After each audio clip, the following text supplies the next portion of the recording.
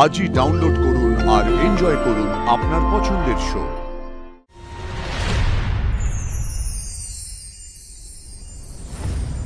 আরশিমা, মা তোমার ভোগটাই গ্রহণ করেছেন।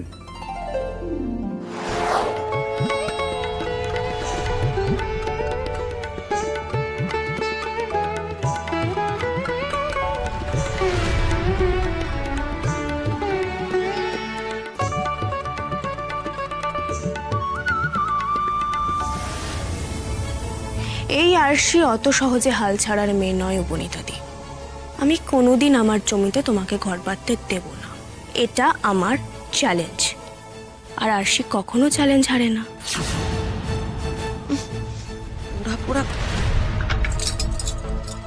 এই কি করছিস? নিচে লেগে গেল বোধহয়। নাড় নাড়। বাবা, পড়তে পড়তেও পড়েনি। উপনীতা, মন দিয়ে রান্নাটা কর। আর মনে রাখিস, তুই আমার ছেলের সঙ্গে যা যা করেছিলিস আমি কিন্তু কিচ্ছু বলিনি। নেহাত আমি আরশিকে পছন্দ করি না, আর সেই কারণেই তোর এই বাড়িতে থাকা নিয়ে আমি কোনো আপত্তি করছি না। কিন্তু তাই বলে আকাশ পাতাল ভাবতে গিয়ে পুজোর ভোগ জ্বালিয়ে দিয়ে আবার কোনো অঘটন ঘটাস না যেন। মায়ের ভোগ তো ঠিক করেই হচ্ছে, কিছু তো হয়নি, পড়েও নি। শুধু শুধু বকছো কেন? তো হলো তো হলো, বড় বড় কথা না বলে পাপ স্খলন করার সুযোগ পেয়েছিস, সেটা মন দিয়ে কর।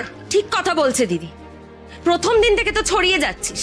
মায়ের ভোগ রান্না করার সুযোগ পেয়েছিস, কর না ঠিক করে কাজটা।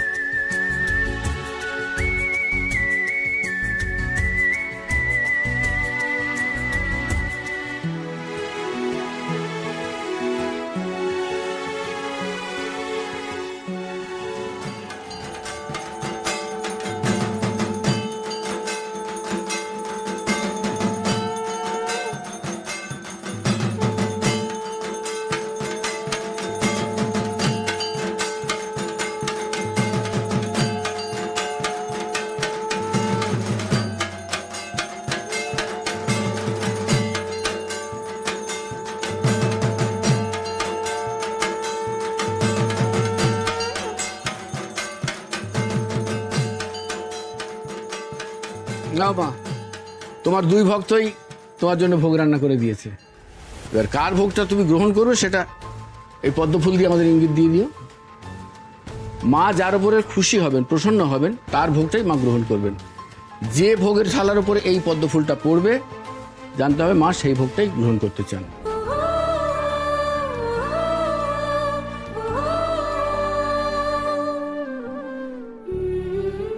আমি যদি তোমাকে ভোগ দেওয়ার যোগ্য হই, তাহলে আমার এই ভোগ তুমি গ্রহণ করো মা। আরশির কাছে আমি কিছুতেই হারতে পারবো না মা, আমার ভোগ তোমায় গ্রহণ করতেই হবে। পদ্মফুলটা যে কার ভোগে পড়বে মাই জানে।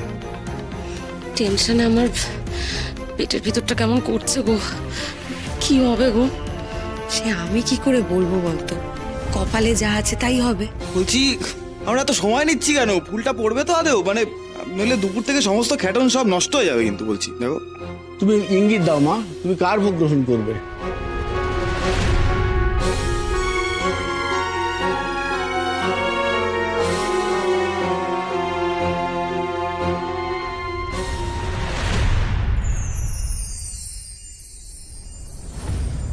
আরশিমা, মা তোমার ভোগটাই গ্রহণ করেছেন।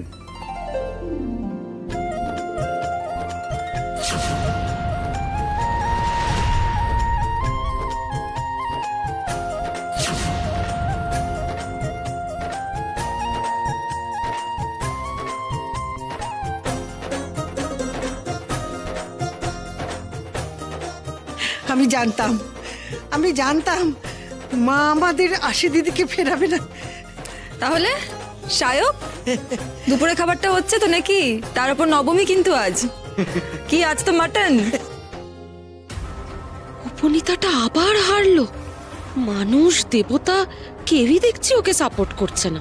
ধুর ধুর, এই যাত্রায় বোধহয় আর আরশিকে বিদায় করা হলো না।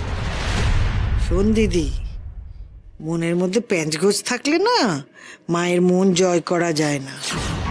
মাও জানেন কে মন থেকে সত্যিকারের ভক্তি করে আর কে ছল চাতুরি করে মায়ের মন জয় করতে চায়। উপনীতা, এবার রেশারেশিটা বন্ধ করো। তোমার সঙ্গে দেখা হওয়ার পরে ডে 1 থেকে আমি তোমাকে একটাই কথা বলছি, তুমি যেটা ভাবছো সেরকম আর কিছু হওয়ার নয়। তুমি যেটা করছো সেটা ঠিক নয়। দেখো উপনীতা, তুমি আর আরশি তোমরা দুজনেই কিন্তু আলাদা, তোমরা এক নও। নিজেকে ওর সঙ্গে গুলিও না। তোমার সঙ্গে আরশির কোনো তুলনা চলে না। সর্বোপরি একটা কথাই বলবো যে আরশি খুব ভালো মেয়ে উপনীতা,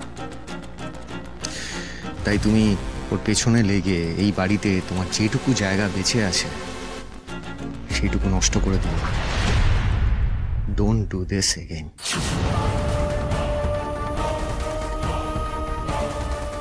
এত সহজে আমি হার মানব না সব। একবার যখন এই বাড়িতে পা রেখেছি তখন কিছুতেই আমি খালি হাতে ফিরবো না। বিসর্জন অবধি আমার হাতে 1.5 দিন সময় আছে। হয় তারই মধ্যে আমি আরশিকে তোমার লাইফ থেকে সরিয়ে ফেলবো, আর নয়তো সবকিছু ভস্ম করে দেব।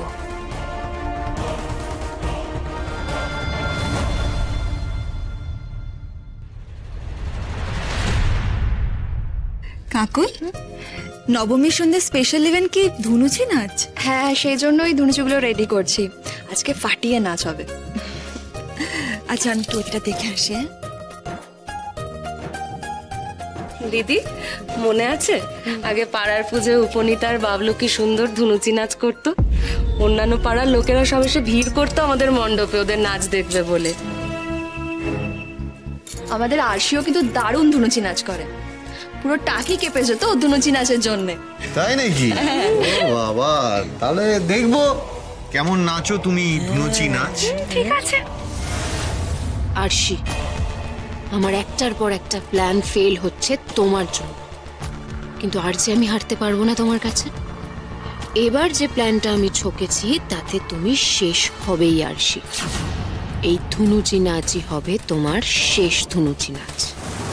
যাকে সবাই এসে গেছো। মধুকে দেখছি না, মধু তো এখানেই ছিল। আর মেচকা শায়ক, মেচকা, এই তো আমরা এসে গেছি। কি আচ্ছা, সবাই তো এসে গেছে, কিন্তু ঋতুদি কোথায়? হ্যাঁ তাই তো। এই তো আমিও চলে এসেছি। এসো এসো এসো। এবার আমাদের ফ্যামিলি কমপ্লিট হলো। যাকে সবার উদ্দেশ্যে একটা ইম্পর্টেন্ট অ্যানাউন্সমেন্ট, যে এইবারে নবমীর রাতে ধুনুচি নাচ নাচবো আমরা সবাই মিলে। আরশি, এদিকে একটু সর।